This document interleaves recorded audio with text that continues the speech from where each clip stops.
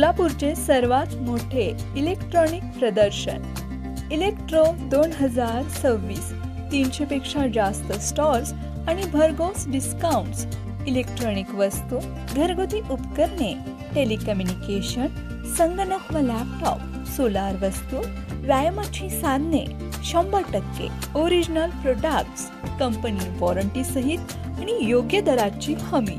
प्रदर्शन 12 ते 18 फेब्रुवारी 2026 रोजी.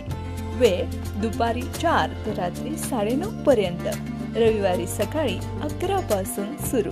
स्थळ होम मैदान, सोलापूर. माजी राज्यपाल भगतसिंग कोश्यारी यांच्या वक्तव्यावरून राज्यातील राजकारण पुन्हा तापलं आहे.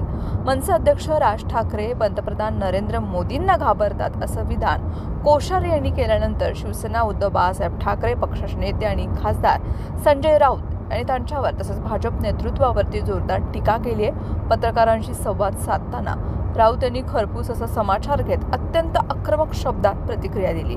ज्यांना नीट धोतर नेसता येत नाही ते आम्हाला अक्कल शिकवतात. जे धोतर नीट नेसू शकत नाहीत ते काय ठाकरेंना सांगणार, अशा शब्दात राऊत यांनी टीका केली. संसदेत गांधींचं भाषण सुरू असताना पंतप्रधान नरेंद्र मोदी आणि अमित शहा यांनी पळ काढला की अनुपस्थिती होती असा आरोप त्यांनी केलाय.